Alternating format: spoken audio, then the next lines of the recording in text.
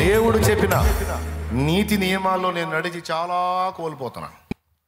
దేవుడు చెప్పిన నీతి నియమాల్లో నడిచి నేను చాలా కోల్పోతున్నా. అడ్డదిడ్డంగా నడిచిన వాళ్ళు చాలా పొందుకుంటున్నారు అని నువ్వు ఆవేశపడి అడుగులు వేసావనుకో, నీకు మిగిలేది శూన్యమే. ఎందుకంటే అడ్డదిడ్డంగా అడుగులు వేసేవాళ్ళు ఏదో బావుకున్నట్టు బిల్డప్పే. అర్థమైందా? ఏదో పొందుతున్నట్టు, ఏదో కొప్పేసుకుంటున్నట్టు బిల్డప్పే తప్ప ఏముండదు, బుస్సే. అలా కాకుండా దేవుడిచ్చేది ఒక క్రమంలో ఉంటుంది, కొంచెం టైం ఉంటుంది, టైం తీసుకుంటుంది, ఒక పద్ధతి ప్రకారం ఉంటుంది. కొద్దిగా ఓర్పు సహనాలు కలిగి సంయమనం పాటించి కొంచెం దేవుడు కార్యం చేసేంత వరకు ఓపికతో కాచుకుంటే శ్రేష్టమైనది లభించిద్ది. అది కూడా జీవితాంతం నువ్వు అనుభవించగలిగే విధంగా ఉంటుంది. వాక్యపు ప్రాకారం నుంచి అవతలికి వెళ్ళినందుకు అది నీకైనా నాకైనా ఎవరికైనా సరే కోటింగ్ తప్పదు. మనలో కొంతమంది ఈ విధంగా శ్రమ పొందుతున్నోళ్ళు ఉన్నారు. ఓపిక పట్టరు, అయ్యయ్యో పోయింది పోయింది పోయింది అన్నట్టు పరిగెత్తుతారు. తల్లిదండ్రులు చెప్తారు వద్దు నాయనా వద్దమ్మా అని, వాళ్ళ మాట కూడా వినరు, ఎగబడి పరిగెత్తుతారు. ఇక వాడు పడేసి ఎముకలు ఇరగొడుతుంటే రోజు అమ్మాయి గుర్తొస్తారు.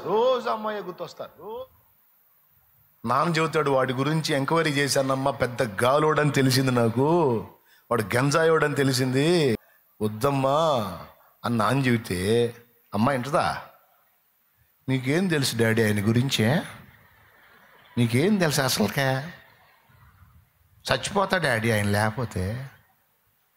అట్టన్నా జరిగితే ఒకసారి పోయిద్దమ్మా పీడ వదిలి, ఆడి చేతుల్లోకి రోజు చస్తా మమ్మల్ని చావు కొడతావు కదా, సచ్చేదాన్ని వాడి దగ్గర నువ్వు చావు, మళ్ళీ ఫోన్ చేసి కొడుతున్నాడు డాడీ. స్టార్టింగ్లో కోపతాపల తర్వాత బెండ్ అవుతారుగా, తర్వాత ఆ నరకమంతా ఈ పనికి మాలిన దాంతో పాటు వాళ్ళు మొయ్యాల, ఈ దరిద్రపు దాంతో పాటు వాళ్ళు మొయ్యాల. ఇక్కడ ఉన్న వాళ్ళలో మండిపోద్ది ఆ టైప్ వాళ్ళకే. నెక్స్ట్ వీక్ రాకపోవచ్చు కూడా, పోయి పర్లేదు, స్తోత్రం. పశ్చాత్తాపడి ప్రార్థన చేసుకో. బుద్ధి గడ్డి తిని పెద్దోళ్ళ మాటలు నిర్లక్ష్యం చేసి కర్మ మూట కట్టుకున్నానయ్యా, నా కర్మ తొలగించు ప్రభావం ప్రార్థన చేయి. అవసరమైతే ఆయనే దర్శించి ఆ దరిద్ర పడి మారుతాడు, అంతే. లేకపోతే లేదు. ఇక దీని పేరేమి మన భాషలో చెప్పుకుందాం, మిడిమేళం.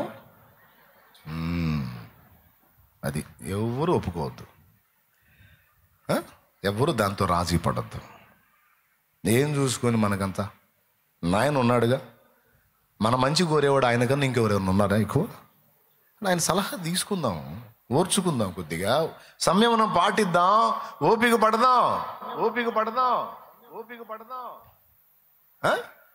తాబేలు కుందేలు స్టోరీ ఎంతమందికి తెలుసు? ఏది ముందు పోయింది? చిన్నప్పుడు చదువుకున్నాక ఏది ముందు పోయింది? అదేంది స్పీడ్గా పోయేది కుందేలుగా. దేవుని నడిపింపు పట్టు ఉండొచ్చు, కానీ నీకంటే ముందు పరిగెత్తిన కుందేళ్ళని వెనకబడతాయి. తాబేల్లాగా చిన్నగా నడుస్తున్న నువ్వే నంబర్ 1లో ఉంటావు.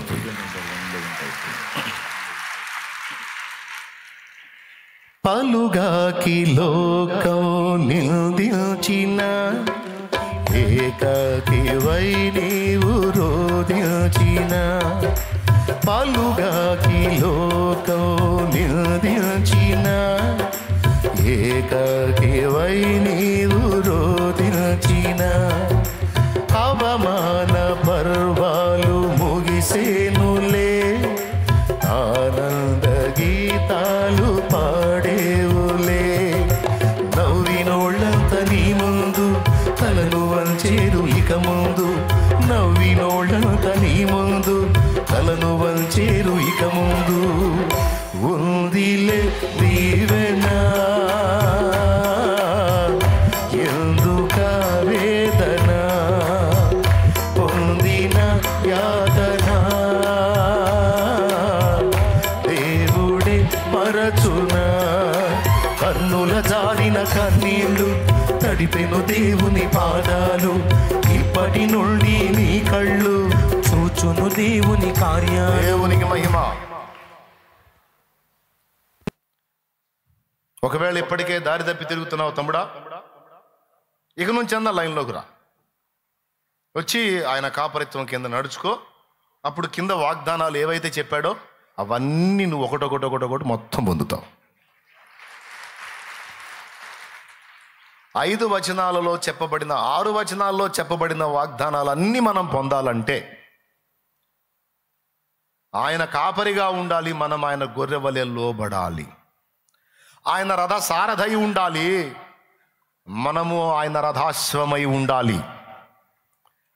ఆయనకి ఇచ్చ వచ్చినట్టు మనల్ని నడిపించాలి.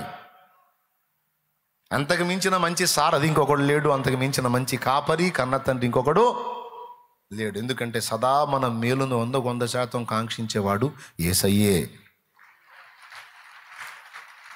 కొన్ని నీకు అర్థం కాకపోవచ్చు, అయినా సరే అది దేవుణ్ణి అడుగు. నాకు అర్థం కావట్లేదు తండ్రి, ఎందుకు ఆగమన్నావు? ఇది తొందరపడి స్టెప్ తీసుకోవాల్సింది కదా, ఆగమన్నావు ఏంటంటే ఆగంటాడు ఆయన. ఎందుకు ఆగమన్నావు అర్థం కాలేదని కనిపెట్టు, నీకే బయలుపరుస్తాడు. అంతేగాని కాపరిత్వాన్ని తృణీకరించి అడుగులు ముందుకే ఒక దెబ్బతింటావు, ఏమీ సాధించలేవు. అర్థమైందా? కొన్నిసార్లు మన విశ్వాసాన్ని పరీక్షించడానికి కూడా కొన్ని అవమానాలకు మనల్ని దేవుడు అప్పగిస్తాడు. లేమి, కొదువ, దరిద్రత, వ్యాధి మొదలైన సమస్యలకు అప్పగిస్తాడు. దేనికో తెలుసా? మన విశ్వాసాన్ని పరీక్షించడానికి.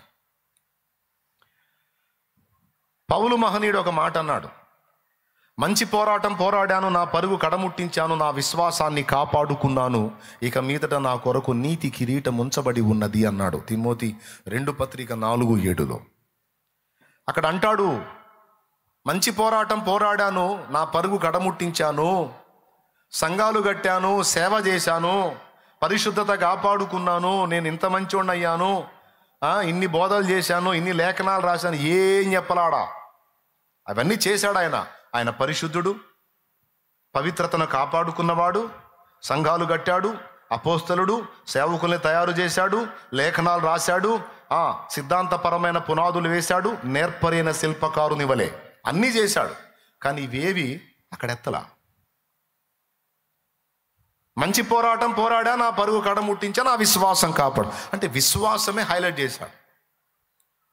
అంటే పౌలు మహనీయుడికి సంఘాలు కట్టినా, లేఖనాలు రాసినా, అపోస్తలిక సేవ చేసినా, పరిశుద్ధత కలిగి జీవించిన ఎన్ని రకాలుగా ఉన్న వీటన్నిటికంటే కేంద్ర బిందువు గొప్పది ఏంటంటే విశ్వాసమే. అంటే పౌలుకి ఎదురైన శ్రమలు, శోధనలు, బాధలన్నీ కూడా విశ్వాసానికి పరీక్షలే. ఎంత దారుణమైన పరీక్ష అంటే, తమ్ముడా, ఈరోజు చిన్నపాటి మాట నీకు తగిలితే నేను ఎందుకు బతకాలి అంటావు నువ్వు. చిన్నపాటి కష్టం నీకు వస్తే నా బతుకు అర్థం లేదు, నేను చస్తే పోయిద్దని నువ్వు ఆలోచిస్తావు. చెల్లి, ఒక్క మాట చెప్తా, పౌలు ఎంత గొప్పోడు. ఆయన చేతి వస్త్రం తగిలితే రోగి స్వస్థత పొందాడండి. ఆయన కోపపడి ఒక మాట శపిస్తే చూస్తానే కళ్ళున్నోడు గుడ్డోడు అయిపోయాడు. పాము పట్టుకుంది, అగ్నిలో విదిల్చి చలి కాసుకున్నాడు. పాము పట్టుకున్నప్పుడు చుట్టూ వాళ్ళు చూసి సముద్రంలో తప్పించుకున్నాడు, సర్పం చేతిలో తెచ్చేటట్టున్నాడు, మంచోడు కాదురా, తేడా అయి ఉంటాడు, అందుకే సముద్రం వదిలిన సర్పం వదలలేదు, న్యాయం అతన్ని బ్రతకనీయదన్నారు.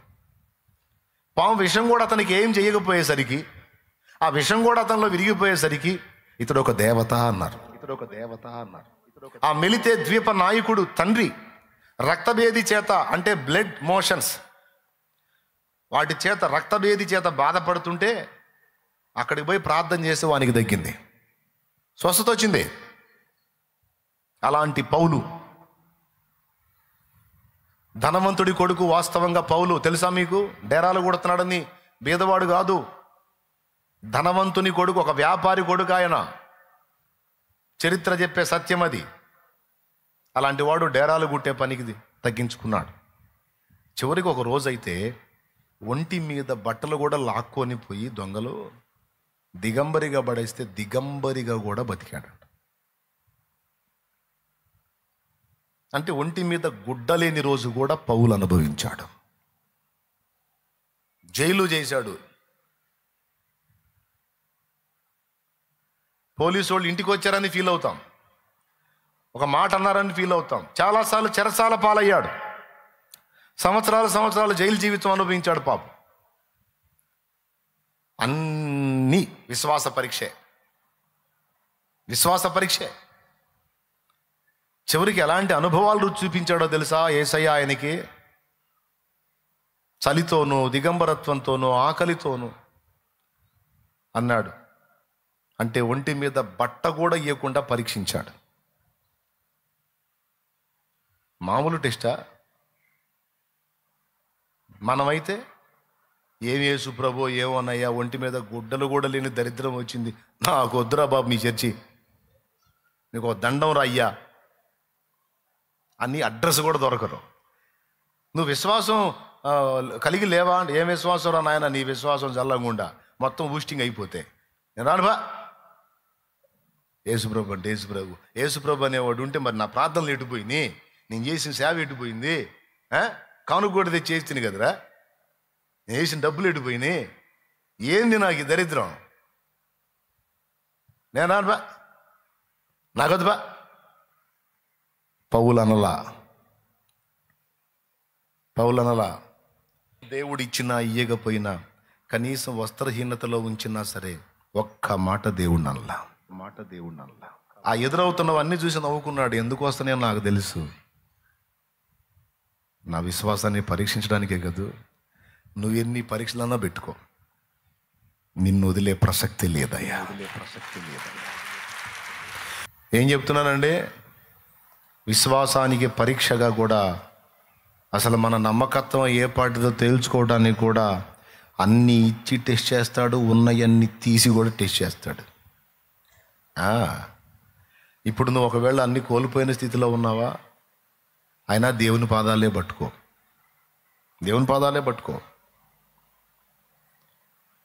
అన్ని తీసిన దేవుడు రెండంతలుగా తిరిగి నీకు ఇస్తాడు. ఇచ్చినా ఇవ్వకపోయినా సరే నిన్ను వదిలే ప్రసక్తి లేదని ఆయన పాదాలు పట్టుకో. దేవునికి స్తోత్రం. యాషువ, యెహోషువ, యాషువ అంటే రెండు ఒకటే అర్థాలు. యేసయ్యను యాషువ అని కూడా అంటారు. యాషువ అన్న, యెహోషువ అన్న. యేసు అంటే రక్షకుడు, యెహోషువ యెహోవాయే నా రక్షకుడు. వాగ్దాన దేశంలోకి ఇద్దరు పోయారు. వాళ్ళ పేర్లు చెప్పండి, మీరు పెద్దగా చెప్పాలి. ఇద్దరే చేరారు. వాళ్ళల్లో ఒక ఆయన యెహోషువ, ఒక ఆయన కాలేబు. యెహోషువ అంటే యెహోవాయే నా రక్షకుడు. కాలేబు అంటే అర్థమైందో తెలిసిన వాళ్ళు పెద్దగా చెప్పండి. కాలేబు అంటే అర్థం కుక్క అని. ఇప్పుడు కాలేబు అనే పేరు పెట్టిన వాళ్ళు నాకు వెళ్ళి చూస్తారన్నా, నాకు కుక్క అనే పేరు పెట్టావా నువ్వు? స్తోత్రం. ఈ రెండు అనుభవాలు మనం కలిగి ఉండాలి. ఎందుకంటే ఈ రెండు అనుభవాలు కలిగి ఉన్నాడే దేవుని వాగ్దానాలను స్వతంత్రించుకుంటాడు. సింపుల్గా అర్థమయ్యేటట్టు చెప్తా. యెహోవాయే నా రక్షకుడు అనే డైలాగ్ ఎప్పుడు వదిలిపెట్టకూడదు. యెహోవా నా కాపరి, యెహోవా నా సహకారి, యెహోవా నా అనేది మన డైలాగ్. ఆయనే నన్ను రక్షించువాడు, నన్ను పోషించువాడు, నన్ను నడిపించువాడు, నా సమాధానకర్త ఆయనే అనే అభిప్రాయం మనం కలిగి ఉండాలి, అనే విశ్వాసం మనం కలిగి ఉండాలి. నంబర్ 1. నంబర్ 2, కాలేబు అనుభవం కూడా మనకు ఉండాలంటే కుక్క అనుభవం ఏంది మరి? కుక్కను గురించి కక్కి తిరిగి తింటది అని పేతురు అన్నాడు కదా అంటే, ఆ అనుభవాన్ని పక్కన పెడితే అక్కడ మనం కుక్కలాగా ఉండకూడదులే, కానీ ఇంకొక విషయంలో మనం దానిలాగే ఉండాలి. ఫర్ ఎగ్జాంపుల్, మీ ఇంట్లో పెంపుడు కుక్క ఉందనుకో, దాన్ని పట్టుకో, కట్టేయి. కుక్క కదా, కుక్కను కొట్టినట్టు కొట్టు, దాన్ని కొట్టి వదిలేయి. దరిద్రుడా ఏం చేశాను నన్ను రా, ఎరగెరగ కొట్టావు నన్ను అని వేరే ఇంటికి పోదది.